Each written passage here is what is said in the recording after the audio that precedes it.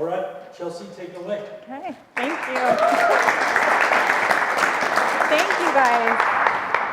I don't public speak, so I do group therapy sometimes, but I actually don't public speak. My clinicians, which one of them's here, is a lot better than I am, so please bear with me. So yeah, like you said, my name's Chelsie Durden. I grew up in Utah County. I own Life Balance Recovery. I'm a SUDC and have been a SUDC for 7 years now. And Life Balance has been open for 3 years. So a little bit about me. I am not in recovery from addiction myself. I am a codependent. So I come from the family disease model, the family roles and the family systems of what family disease of addiction looks like. Growing up, I had a really good family. I have a mom and dad, both worked, both great people, and really raised the best that they could of 4 kids. But as we all know, all families have healthy and unhealthy behaviors, and we all have thinking errors and illogical thinking. And for me, some of those behaviors I acted out with my codependency, even though I didn't even know I had it at that time. So while I was younger, I got into a lot of trouble. I'm hoping my children don't act like I did when I was younger. I would say I probably went to 6 or 7 different high schools. I kept getting kicked out. I didn't know why. I acted out a lot, and I had no idea why I was acting out. Now I know why. I struggled with codependency. I got into a physically and emotionally and sexually abusive relationship, which back then my family didn't know about. And that was really hard. I was acting out in that way. I wanted to take care of people, and that's how I found my fulfillment. After that relationship, I got married. I decided that the only thing that mattered when I decided to get married was finding someone safe. Someone that wouldn't abuse me, someone that just was safe. So I am LDS, got married to someone that was a return missionary, LDS as well, got married in the temple, married for 10 years in the LDS temple. Had 4 kids, was a stay-at-home mom, did the deed, did the deal, cooked, cleaned, took care of the kids, all of that fun stuff. I still identify as LDS, but the LDS culture for me was really hard. I struggle with perfectionism as well. So being in the LDS community, I always felt like I had to serve and give myself, and I had so much I needed to do for other people. And I did it, and I did a great job. I was a good mom. I always was making sure there was food on the table, and when my husband came home, there was food on the table, house was clean, all of that stuff. But I was so depressed, and no one knew. No one knew how bad I was struggling with my codependency. I eventually got divorced. I've been divorced for 4 years now. And when I got divorced, I acted out in a lot of unhealthy behaviors and decided I needed to get into some therapy. So I started seeing a therapist. I knew I had issues and I needed to see somebody, but at the same time, I didn't think I was that bad. But I decided to go anyways. And while I was there, one of the very first things that the therapist said to me was, "You struggle with codependency." And I was dumbfounded. I was like, "Oh, what? Like, I'm a strong, independent woman. I don't struggle with codependency. You obviously don't know me. I don't know who you think I am." That kind of stuff. I'm just different, So, I kind of laughed at her. And later that day or week, I had an interaction with my ex-husband, soon-to-be ex-husband at that time. And I told him, I said, hoping that he would kind of laugh and joke about this with me. And I told him what the therapist said about me being codependent. Hey, guess what? I decided to go to a therapist. They said I was codependent. Isn't that funny? And he looked at me straight in the face and was like, "No, that's actually very fitting. You are. You are codependent." So I was like, okay, all right, I guess I'll look into this codependency. So I went back to the therapist. She recommended a book to me called Codependent No More by Melody Beattie. I don't know if anyone's seen or read this, but this is my Bible. I don't know who said, oh yeah, but yes, that is my Bible. So she recommended this book to me.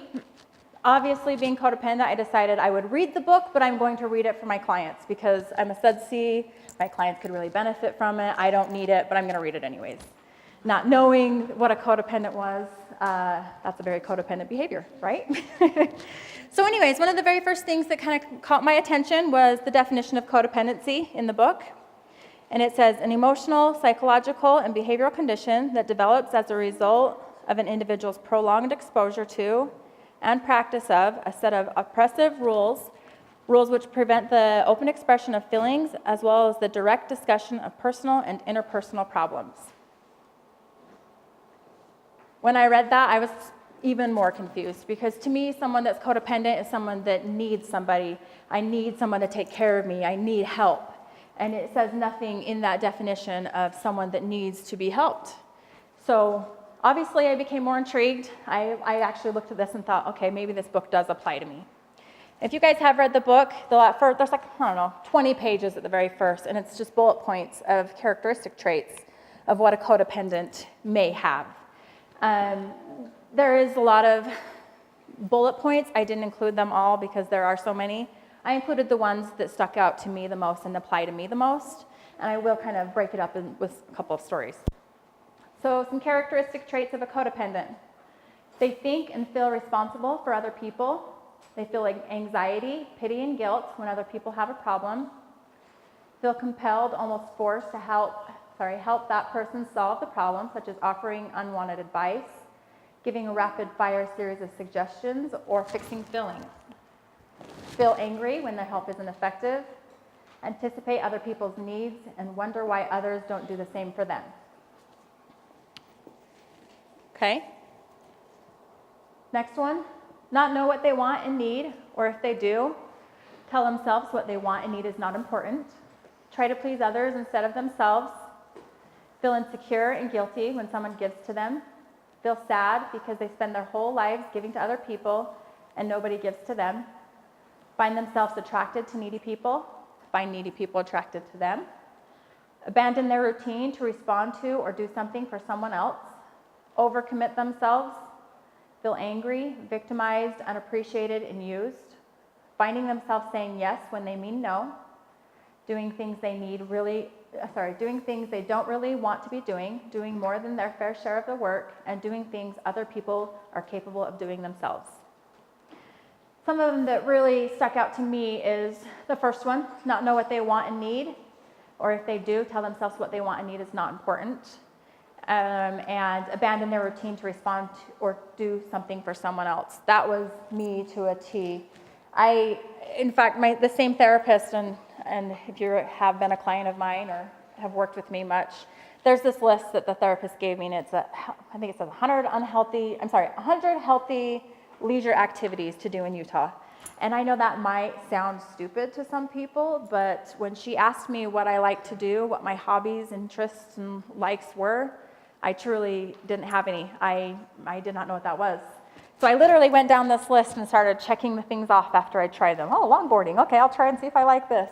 Until I could find what I like to do, because I had truly abandoned myself of anything to be able to take care of other people. So that's kind of one of them that really sticks out to me. Come from troubled, repressed, or dysfunctional families. Deny their family was troubled, repressed, or dysfunctional. Blame themselves for everything. Get angry and defensive when others blame and criticize the codependents. Reject compliments or praise. Feel different from the rest of the world. Think they're not quite good enough. Feel guilty about spending money on themselves or doing unnecessary or fun things for themselves. Fear rejection. Take things personally. Be afraid of making mistakes. Expect themselves to do everything perfectly. Get artificial feelings of self-worth from helping others. Get strong feelings of low self-worth and embarrassment from other people's failures or problems. Believe other people could possibly love them. Try to prove they are good enough for other people, and settle for being needed.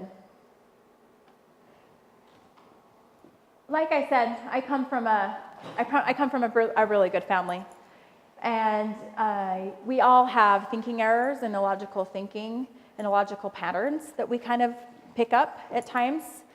And this was where I struggled, because I came from a good family. But now as a mom, I totally understand it. I don't know if for those that have kids, sometimes my kids will come up to me like, oh, you told me I was stupid, or something like that. And it's like, what? I would never say something like that. Where would you get that idea? In reality, it was that I said they needed to do their homework or whatever it was.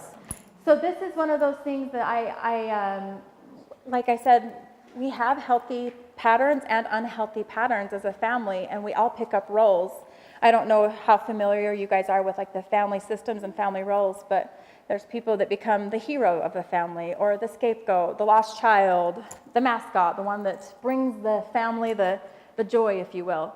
And mine was the codependency. So, all right, so here's some more. Push thoughts and feelings out of their awareness because of fear and guilt. Afraid to let themselves be who they are. Appear rigid and controlled. Check on people. Wonder why they never have energy. Try to control events and people through helplessness, guilt, coercion, threats, advice giving, manipulation, or domination. Ignore problems or pretend they aren't happening. Pretend circumstances aren't as bad as they are. Stay busy so they don't have to think about things. Become workaholics. Lie to protect and cover up for people they love. Have a difficult time asserting their rights. Apologize for bothering people. Say they won't tolerate certain behaviors from others and gradually increase tolerance. The bottom one's a big one for me. Being a strong and independent woman that I was, I always said, I would never be in an abusive relationship. I can't believe the people that get into those. Like, why would you stay with someone that's hitting you? And then I would slowly, gradually increase to my tolerance of things that were happening to me. I remember one time I was actually pushed down the stairs, and I thought, oh, he didn't mean to. It was an accident. He had anger issues. It's not a big deal. And that's when I realized, like, wow, I'm really starting to make excuses for these people. Like, this is not an okay behavior. So that's a big one for me, increasing tolerance. Didn't feel love or approval from their parents. Don't take time to see if other people are good for them. Lose interest in their own lives when they love. Stay in relationships that don't work. Feel trapped in relationships. Gauge their words carefully to achieve a desired effect. Try to say what they think will please people. Avoid talking about themselves, their problems or feelings. And that's it. So with that being said, I kind of touched a little bit on the religion piece, and I'm not saying that the LDS religion did that to me. That was more of my perception of what I had to be and what I needed to act like. Just like people, I don't know how many people are in recovery here, but it doesn't define us. Like, I am a codependent, but it doesn't define me of who I am as a person. In fact, being able to just admit, like, I am a codependent and these are my behaviors is what keeps me healthy and what helps me continue to get better in life. We can say I am an addict, but it doesn't define that that's all you are. You have these issues, but guess what? We all have something. Someone's struggling with depression or anxiety or addiction or codependency. We have these issues, and the biggest part is we do not have to give. I'm a huge advocate in giving. I love service. I care about my clients. I care about this community, but I need to be more selfful instead of selfless, like people tell us. I can give and love people, but I can also hold a boundary. It doesn't mean that I don't love them. I can make my needs met first before I meet my kids' needs, if that's what needs to happen to make myself feel good, to be able to continue to be a good mother. So if there's anything I can leave with you guys, if you or someone you know struggles with codependency, I highly suggest the book. I also there's a CODA 12-step that I am a part of, and the Melody Beatty also has that as well. It's a great book. And I'm happy to talk to anyone that's interested or may need some support in that area. Sometimes it's one of those things that we don't talk about, especially in the recovery community. All our family members that I see, I have clients, and I empathize so much with the family of it as well, because this is a family disease, this is a family struggle, and we have to be able to do the work together to be able to overcome some of these issues that we struggle with. So with that being said, I also am a 12-stepper, so I want to end with the serenity prayer. So God grant me the serenity to accept the things I cannot change, the courage to change things I can, and the wisdom. Thank you guys.